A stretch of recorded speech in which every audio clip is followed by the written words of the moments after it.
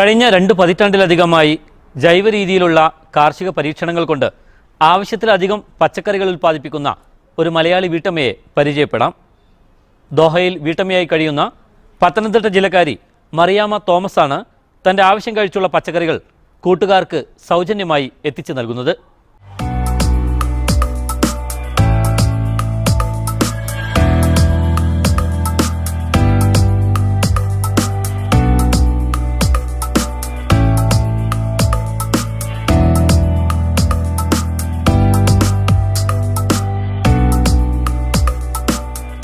പത്തനംതിട്ട കോഴഞ്ചേരി സ്വദേശിനിയായ മറിയാമ്മ തോമസ് ഖത്തറിലെത്തിയിട്ട് 2 പതിറ്റാണ്ട് കഴിഞ്ഞു.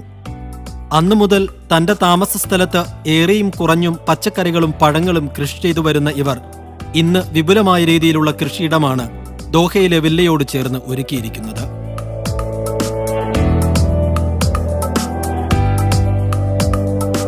നാട്ടിൽ നിന്നെത്തിച്ച നാടൻ പച്ചക്കറി വിത്തുകൾ ഒട്ടും രാസവളം ചേർക്കാതെ ദോഹയിലെ മണ്ണിൽ കൃഷി ചെയ്തുണ്ടാക്കി വീട്ടിലെ ആവശ്യം കഴിഞ്ഞ് സുഹൃത്തുക്കൾക്ക് എത്തിച്ചു നൽകുകയാണ് ഈ പ്രവാസി വീട്ടമ്മ. 20 വർഷം മുമ്പ് ഇവിടെ വരുമ്പോൾ, ഞാൻ നാട്ടിൽ നിന്ന് ആദ്യം വരുമ്പോഴേ കോവലിൻ്റെ കമ്പ്, തണ്ട്, പയറിൻ്റെ വിത്ത്, പാവലിൻ്റെ വിത്ത് ഇതെല്ലാമായിട്ട് വന്ന് നജമായിലാണ് ഇവിടെ ഞാൻ താമസിച്ച് നജമായിൽ ഒരു വില്ലയിൽ താമസിച്ചു. അന്ന് തൊട്ട് ഞാൻ കൃഷി ചെയ്യുന്നു. 20 വർഷങ്ങൾക്ക് മുൻപ് ആദ്യമായി മരുഭൂമിയിലേക്ക് വിമാനം കയറുമ്പോൾ നാട്ടിൽ നിന്ന് പച്ചക്കറി വിത്തുകളും തൈകളുമായാണ് ഈ കൃഷിസ്നേഹി പ്രവാസം ആരംഭിച്ചത്. സിരകളിൽ കാർഷിക സംസ്കൃതിയുടെ ജീനുകൾ ഉള്ളതിനാൽ ഏതു മരുഭൂമിയും മലർവാടിയാക്കാനാകുമെന്ന ഇച്ഛാശക്തിയാണ് ഇവരുടെ കൂട്ട്. നാട്ടിലും പലതരം കൃഷികളുള്ള ഇവർ ഖത്തറിലെ കാർഷിക പരീക്ഷണങ്ങൾക്കൊടുവിൽ നാട്ടിലിപ്പോൾ വിപുലമായ കാർഷിക സംരംഭത്തിന് തുടക്കം കുറിച്ചിരിക്കുകയാണ്. തമിഴ്നാട്ടിൽ 100 ഏക്കർ ഭൂമിയിലാണിപ്പോൾ ഇവർ കൃഷി നടത്തുന്നത്. തമിഴ്നാട്ടിൽ അവിടെ കൃഷി 700 മൂട് നാരകമുണ്ട്, 600 മൂട് നെല്ലിയുണ്ട്, 700-800 മൂടോളം മാവുണ്ട്. മാവ് എല്ലാം നല്ല വെറൈറ്റീസ്, ഒരു 6 വെറൈറ്റീസോളം നല്ല നല്ല വെറൈറ്റീസ് മാവുണ്ട്. മാതളനാരകമുണ്ട്, മുരിങ്ങയുണ്ട്, ഒരു 10-200 മൂട്. മാമ്പഴവും മാങ്കോസ്റ്റീനും റംബൂട്ടാനുമെല്ലാം സമൃദ്ധമായി വിളയുന്ന 5 ഏക്കർ ഫലവർഗ്ഗങ്ങളുടെ തോട്ടവും ഇവർക്ക് നാട്ടിലുണ്ട്. പലതരം പഴങ്ങൾക്ക് വേണ്ടി മാത്രം 40 സെന്റ് പുരയിടവും മാറ്റിവെച്ചിരിക്കുകയാണിവർ. കൃഷിയോടുള്ള താല്പര്യം തന്നെയാണ് ദോഹയിൽ കഴിയുന്ന ഇവരെ കൂടെ കൂടെ നാട്ടിലെത്തിക്കുന്നതും.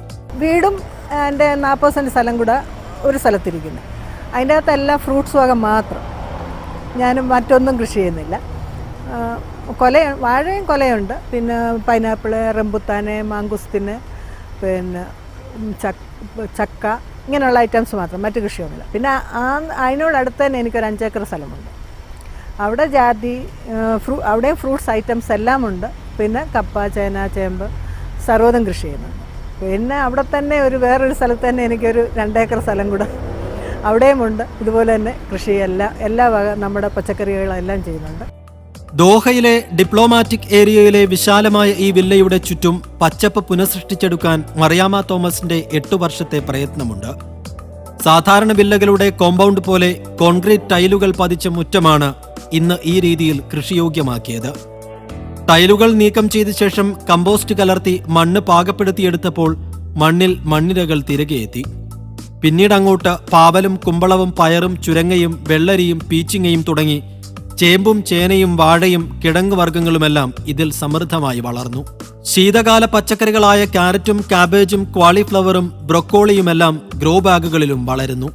ഇവിടെ വരുന്ന സമയത്ത് ഈ കോമ്പൗണ്ട് മുഴുവനും ടൈൽസ് ഇട്ടേക്കായിരുന്നു. അപ്പോൾ ആ ടൈൽസ് ഇട്ട് എനിക്ക് അതിൻ്റെ അകത്ത് പറ്റത്തില്ല. ഞാനതിന് കുറേ സ്ഥലം ഇളക്കി അവിടെ മണ്ണിട്ട് ചാണകവും ഇട്ട് പിന്നെ നമ്മുടെ കിച്ചണിലെ വേസ്റ്റ് എല്ലാം ഇട്ട് മണ്ണിനെ നല്ല കൃഷി ചെയ്യാവുന്ന പരുവത്തിലാക്കിയതിന് ശേഷം ഞാൻ ഓരോന്നും എല്ലാ വർഷവും എല്ലാ പച്ചക്കറിയും ഒരു 10-25 വെറൈറ്റീസ് പച്ചക്കറികൾ കൃഷി ചെയ്ത് ഇങ്ങനെ വരുന്നു. ഇപ്പോൾ പിന്നെ അടുക്കളത്തോട്ടത്തിൻ്റെ ഇതൂടെ ഒരു ഇൻസ്പിറേഷൻ വന്നപ്പോഴത്തേക്ക് ഒന്നുകൂടെ ഹരമായി. അപ്പോൾ കുറേ ഞാൻ അടുക്കള ഭാഗമെല്ലാം കുറേ ഇഷ്ടിയെല്ലാം ഇളക്കി പിന്നെയും കുറേ അവിടെ കൂടെ ചെയ്യാൻ തുടങ്ങി. കഴിഞ്ഞ 10 വർഷത്തിലധികമായി വീട്ടിലെ ആവശ്യത്തിനുള്ള പച്ചക്കറികൾ സ്വന്തമായി തന്നെ ഉൽപ്പാദിപ്പിച്ചെടുക്കുന്ന ഈ വീട്ടമ്മ മാർക്കറ്റുകളിൽ നിന്ന് പച്ചക്കറി വാങ്ങുന്ന ശീലം ഉപേക്ഷിച്ചിട്ട് കാലമേറെയായി. ആവശ്യം കഴിഞ്ഞ് ബാക്കി വരുന്ന വിളകൾ തന്റെ പരിചയക്കാരിലേക്കെല്ലാം എത്തിച്ചു നൽകുന്ന ഈ കർഷക വലിയൊരു സുഹൃത്ത് വലയത്തിന് ഉടമയാണ്. രാസവളവും കീടനാശിനിയും ഉപയോഗിക്കാതെ തികച്ചും ജൈവ രീതിയിൽ പരിപാലിക്കപ്പെടുന്ന ഈ കൃഷിയിടം എല്ലാ സീസണിലും വിളകൾ നൽകുന്നുണ്ട്.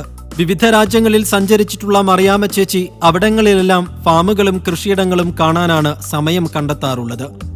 അതുകൊണ്ട് തന്നെ പല രാജ്യങ്ങളിൽ നിന്നുള്ള പച്ചക്കറികളുടെ ശേഖരവും ഈ കൃഷിയിടത്തിൽ കാണാം. വർഷത്തിൽ ഒരു 3-4 സ്ഥലങ്ങളേലും എവിടെയെങ്കിലുമൊക്കെ യാത്ര ചെയ്യും. അപ്പോൾ അവിടെ ചെയ്യുന്നിടത്ത് എവിടെ പോയാലും ഞാൻ വേറെ ഒന്നിലും ശ്രദ്ധിക്കാറില്ല. കൃഷി എവിടെ ഉണ്ടോ, വിത്തുകൾ എവിടെ കിട്ടും, തൈകൾ എവിടെ കിട്ടും, നഴ്സറി സന്ദർശിക്കുക, എനിക്കത് മാത്രമേ താല്പര്യമുള്ളൂ. എവിടെ പോയാലും ഷോപ്പിങ്ങിൽ മറ്റൊന്നിനും പോകാൻ എനിക്ക് താല്പര്യമില്ല.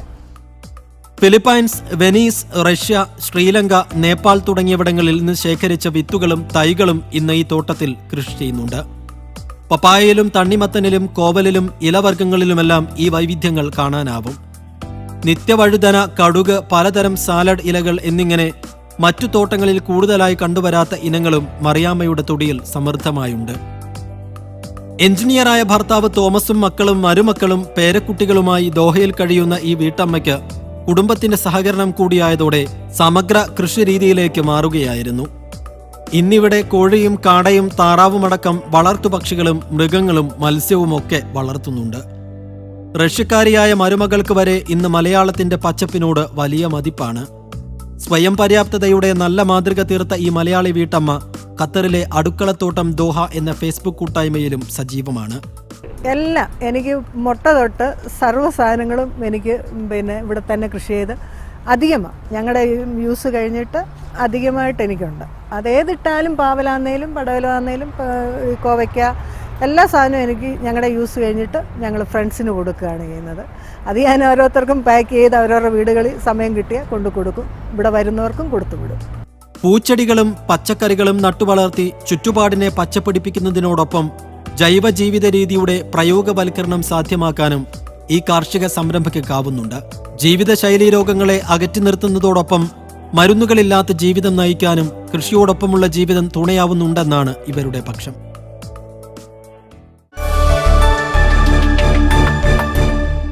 ദോഹ മാഗസിൻ്റെ ഈ ലക്കം പൂർണ്ണമാകുന്നു.